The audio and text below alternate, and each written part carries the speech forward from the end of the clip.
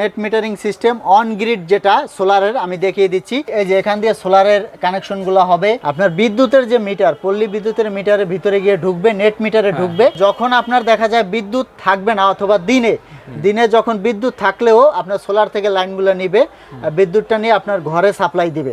আবার যখন দেখা যায় রাত্রে যখন সোলার থাকবে না, তখন পল্লী বিদ্যুৎ থেকে লাইন নিয়ে আপনার লোডগুলো চালাবে। তো এতে দেখা যায় আপনার কিন্তু অনেক সাশ্রয় হবে বিদ্যুতের। তো যারা কম দামে নিতে চান, দেখুন এরকম একটা এত ছোট অন গ্রিড এটা কিন্তু কল্পনা করা যায় না, খুবই অল্প দামে পাবেন। আর যারা আর একটু ভালো মানের নিতে চান, একটু দামি নিতে চান, এটা নিতে পারবেন। ভাই এটা কত ওয়াট? এটা হচ্ছে 1 কিলো 1000 ওয়াট। 1000 ওয়াট লোড দেওয়া যাবে। 1000 ওয়াট সোলার প্যানেল লাগবে আর এটা হচ্ছে 1200 ভি, মানে 1200 ওয়াট লোড দেওয়া যাবে। 1200 ওয়াট লোড। তো দর্শক, আমি যদি আবারও বলি, শুধুমাত্র একটা মেশিন আর এই যে যত ওয়াট সোলার প্যানেল লাগবে, ওই সোলার প্যানেল হলেই কিন্তু আপনারা নেট মিটারিং সিস্টেমটা সেট করতে পারবেন। তো স্ক্রিনে থাকা নাম্বারে যোগাযোগ করবেন। ধন্যবাদ।